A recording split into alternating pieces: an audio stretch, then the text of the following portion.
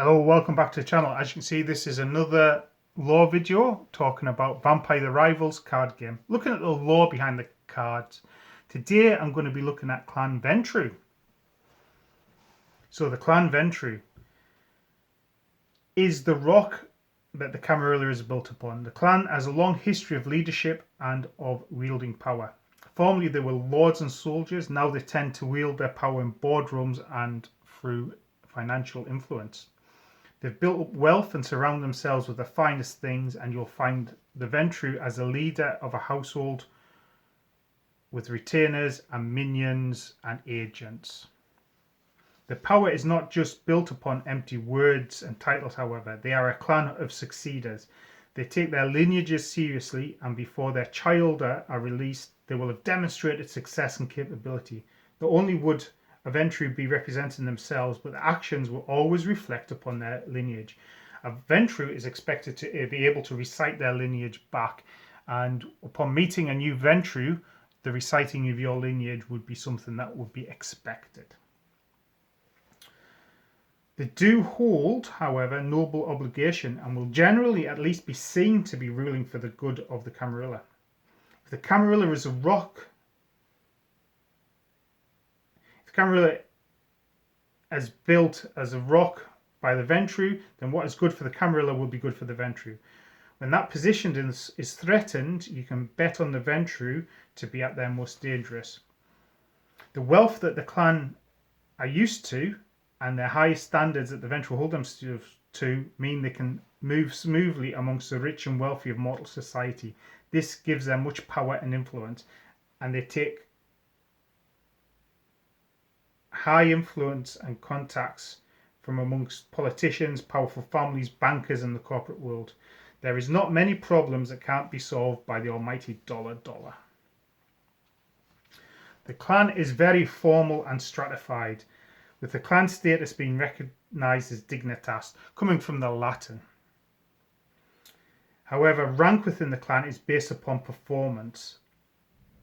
Titles can lead to increases in dignitas, but failure will lead to a fall in the clan's standing, both for yourself and also for your lineage. So success is vital for the Ventrue. On a city level, the clan will meet in a boardroom style periodically. At these meetings, all are able to debate all issues that they need to consider. Of course, this freedom to discuss isn't the same as a Bruja rants. Every word and action need to be considered to maintain and develop your dignitas. The Ventrue are not a democracy, and dignitas will be the deciding factor in a decision. Often this group will be known as the board or directorate. The clan also has a tradition that binds them together, that of ethic succor. Any Ventrue can call upon another for assistance. No excuses, no exceptions. This, when called upon, can even be for those harbouring those in need and would be detrimental to one's welfare. So, for example, a blood-hunted Ventrue could call on another to harbour them. Of course, the best way for you not to have this clan tradition called upon you is to be proactive and aid your clanmates in advance. And I suppose with that, once you've proven yourself to be worthy to be a Ventrue child, once you've been accepted into the Ventrue clan, once you are part of that lineage, then you are known to be the right stuff, the right thing. And any loss of face for you is a loss of face for the clan and vice versa. The clan is noted in ancient times as being some of the key movers and shakers in ancient Rome. They dominated the Senate and became highly organized under the direction of the elder Camilla. They would eventually war with the Bruja of Carthage, and the destruction and fall of Carthage would lead to the Roman dominance of the Mediterranean world. Ever a clan able to adapt to the changing leadership of the times, and the best way to think about this is the Ventrue will always be embracing the best, always embracing from those in the high society that can perform. So in Rome, it was senators and the equestrian classes. As we move into the Middle Ages, it would be from the nobility, lords and knights, ladies, etc. And in the Middle Ages, because the Ventrue clan claimed kings, princes, lords and ladies, they clashed with the La Sombra and Toreador who claim the church as their own, and there was a struggle between the ruling First Estate and the church. Sensing the change in society, the Ventrue began to claim influence in merchant families, guilds, banking families, and then as they became more powerful, they would start to embrace out of the wars. And that then became what you see in modern knights, which the Ventrue still have very lordly aspirations, but have embraced more from the business and political classes. The clan weakness of the Ventrue is that of rarefied palates. They have restricted feedings and will select one type of blood and only feed from them. For example, only military veterans or firefighters, for example. They cannot take blood knowingly from any other type.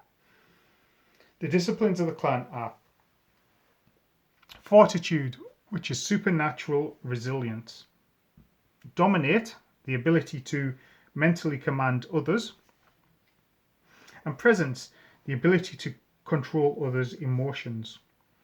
It is worth noting the Ventrue clan symbol is that of the sceptre and sword. Though they definitely have a spread of powers that focus on leadership, the sword shows their martial prowess and how they will not let that slide either.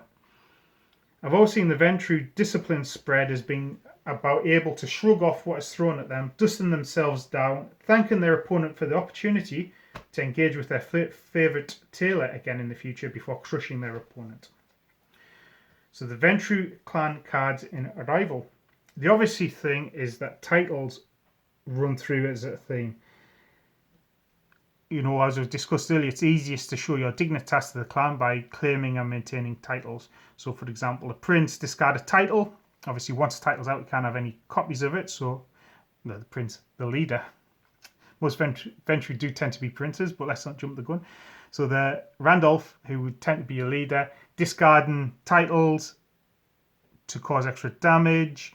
Whilst this character has a title, when this party defeats a character, that foe loses prestige. You've also got gain 1 prestige when any character in your coterie attaches a title. And your pre-built agendas are based around titles as well. There is also an element of card draw through the vampires as well in the Ventrue clan. And generally you will see a decent spread of powers as well. Ventrue clan tend to be fairly well balanced amongst themselves upon physical, social and mental. And their actually disciplines support that. Your fortitude is a physical discipline, presence is very much a social one, and dominate is very much a mental one.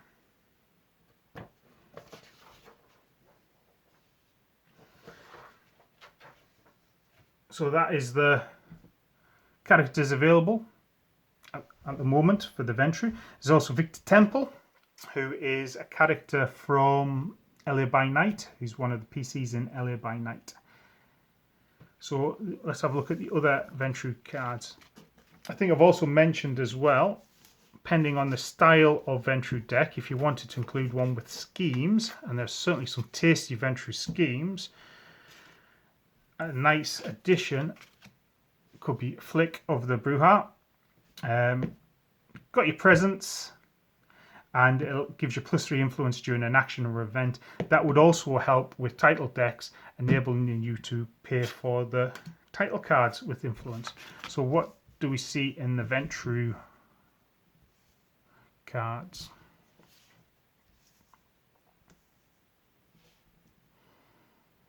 So a lot of these cards are based around the Ventrue's ability to use their power. Long-term investments, we talked about before how the Ventrue use wealth as a resource. So having something like that, stocks of resources that can pull back on, is a really powerful card.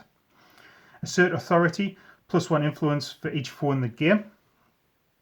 Again, Ventrue network and link, and when they're down to the brass tacks, Ventrue know how to pull it out there.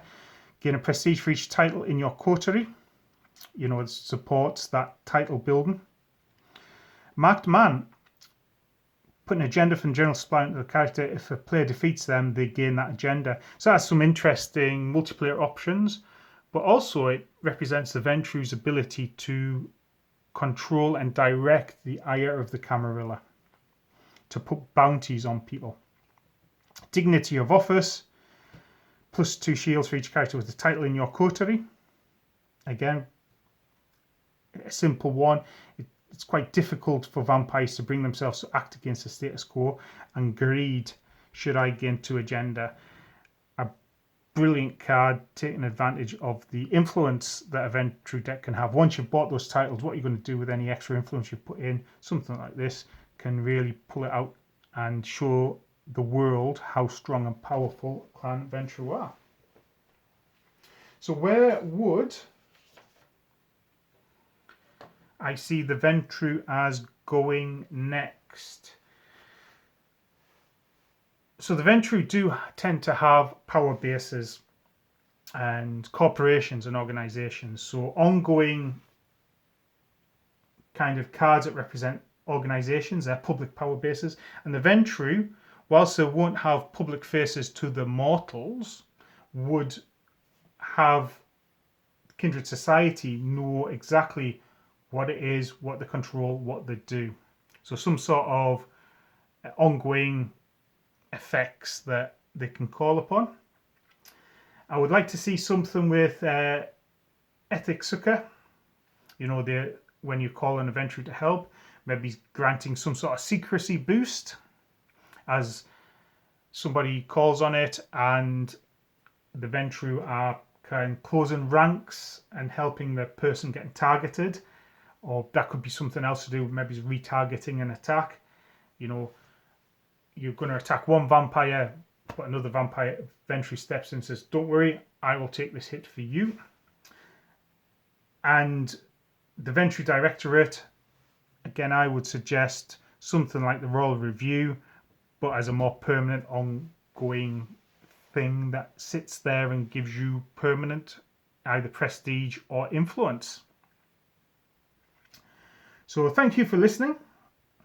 As ever, if you have any questions, I'm more than happy to discuss. If I've not mentioned anything that you think people must know about Clan Ventrue, throw it in the comment sections. If you want to ask me any questions, feel free to throw them in the questions. More is coming, and I'll leave you with a quote from Hardestadt the Younger. So Hardestadt was believed to be the Ventrue Inner Circle member, so the Ventrue representative who directs the Camarilla. He basically was the leader, certainly the public leader of the Camarilla. In 2012, he was executed by Archon Theo Bell as a Bruja left the Camarilla. However, Hardestadt the Younger. In the game of Queens and Kings, we must sacrifice our compassion on the altar of impregnable certainty. To rule wisely, one must rule utterly. Justice has no mercy.